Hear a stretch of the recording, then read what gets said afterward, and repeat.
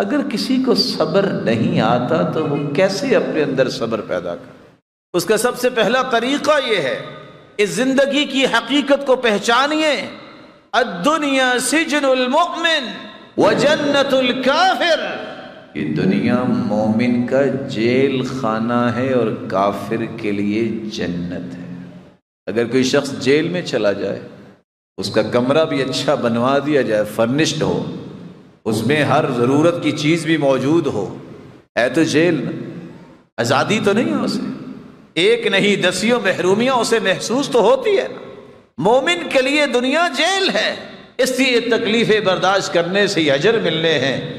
اللہ کے رسول کا فرمان ہے قیامت کا دن ہوگا جب تکلیفوں کو برداشت کرنے کے اجر ملیں گے، اس وقت تمنا کرنے والا کرے گا لو ان اجسادہم قرضت بالمقارید، کاش دنیا میں کینچیوں کے ساتھ ہمارے جسموں کو کاٹ دیا جاتا، آج جتنا اجر ملا ہے یہ اس سے زیادہ مل جاتا۔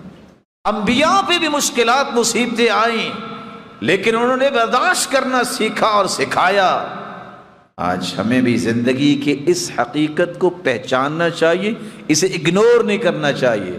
کبھی دل میں یہ سوچ نہ لایا کرے کہ دنیا میں کوئی تکلیف نہیں ہوگی، یہ دنیا ہی نہیں۔ پھر اگر دنیا میں بھی کوئی تکلیف نہ ہو تو جنت کی کوئی خواہش کرے گا؟ جنت میں کوئی تکلیف نہیں۔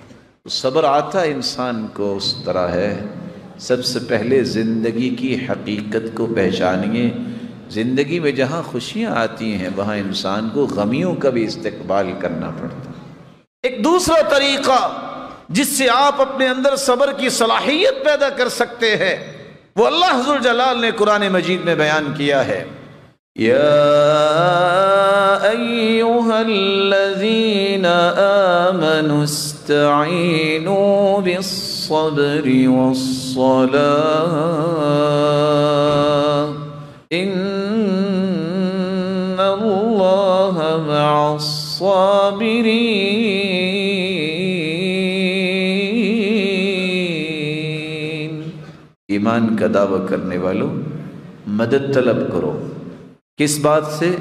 بالصبر والصلاة، نماز تم پڑھو گے، فرائض کی پابندی کرو گے، نوافل پڑھو گے، سجدہ کرو گے، اللہ تمہارے اندر صلابت اور قوت پیدا کر دیں گے کہ تم صبر کرنے والوں بنو۔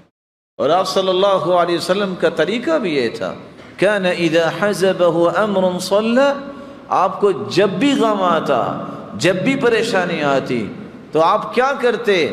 آپ اللہ کے سامنے سجدہ ریز ہو جاتے۔ عبداللہ ابن عباس رضی اللہ تعالیٰ عنہ کو اطلاع ملی، جا رہے تھے، سواری پہ سوار تھے، اطلاع ملی کہ آپ کے بھائی اللہ کے پاس چلے گئے۔ سواری روکی، نماز شروع کر دی۔ ساتھی نے کہا یہ کیا؟ آپ جلدی پہنچیے۔ کہا پہنچ کر کیا کروں گا؟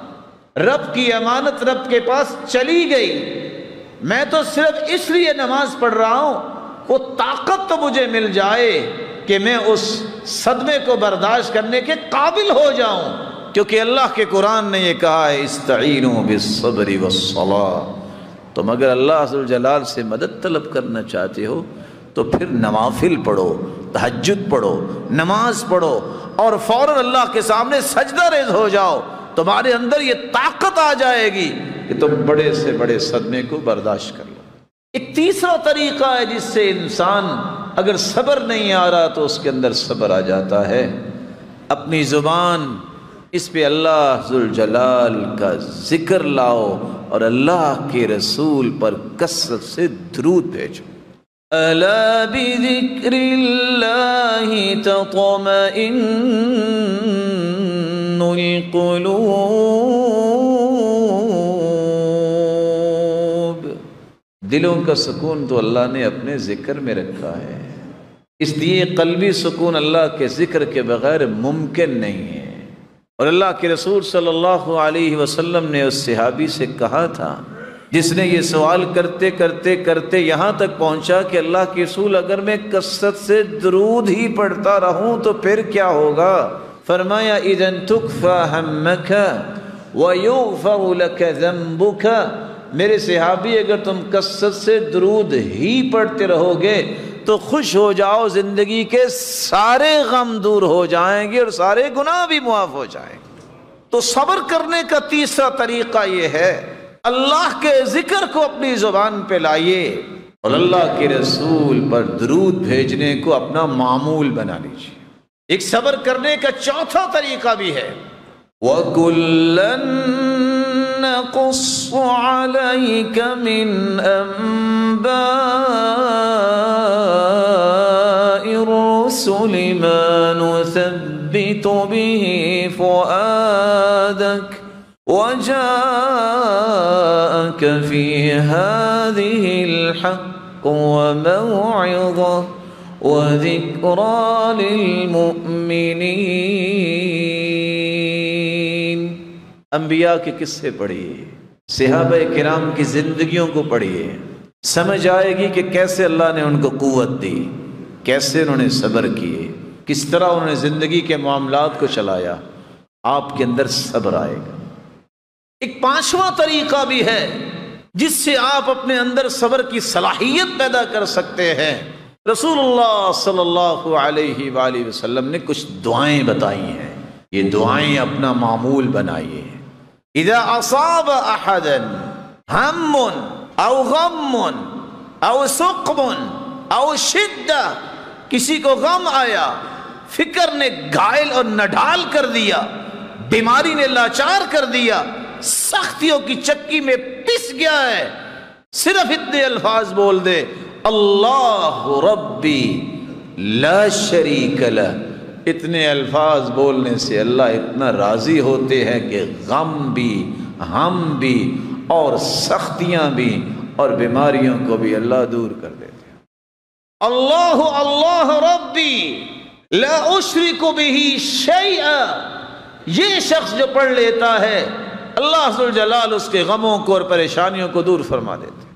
اللہ کے رسول کان اذا رعہ شیء، آپ کو بھی جب کوئی پریشانی ہوتی تو آپ یہ بھی پڑھتے، یا حی یا قیوم برحمتک استغیث، اللہ میں تیری رحمت کا ہی طلبگار ہوں، اللہم رحمتک ارجو فلا تکلنی الی نفسی طرفت عین واصلح لی شأنی کلہ لا الہ الا انت۔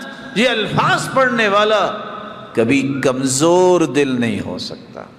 التلبین مجمۃ لفؤاد المریض وتذهب ببعض الحزن، رسول اللہ صلی اللہ علیہ وسلم نے ایک چھٹا علاج بھی بیان کیا، تلبینہ کھاؤ، اس سے انسان کا غم بھی دور ہوتا ہے اور بیماری بھی، جو مریض ہے اس کی بیماری کو بھی لے جاتا ہے۔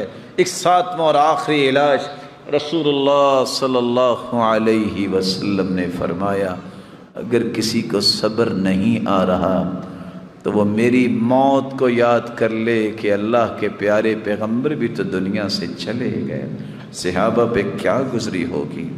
رسول اللہ صلی اللہ علیہ وسلم نے فرمایا، اللہ ذوالجلال اپنے فرشتوں سے پوچھتے ہیں، اقبضتم ولد عبدی ثمرۃ فؤادہ، جب تم نے روح کو قبض کیا میرے بندے جو دل کا ٹکڑا تھا کسی کا، یہ بتاؤ اس نے پھر کیا کہا؟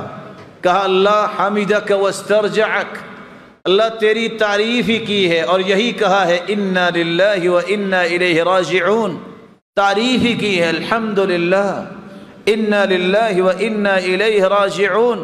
اللہ ذوالجلال فرماتے ہیں ابنوا لعبدی بیتا فی الجنہ وسموہ بیت الحمد، میرا آرڈر یہ ہے فرشتوں اگر اس نے تعریف کی ہے انا للہ و انا الیہ راجعون پڑھا ہے جنت میں کہ ایسا محل تیار کر دو ان کے لیے کہ قیامت کے دن جب جنتی جنت میں جائیں تو ہر دیکھنے والا اس محل کی تعریف ہی کرتا رہے۔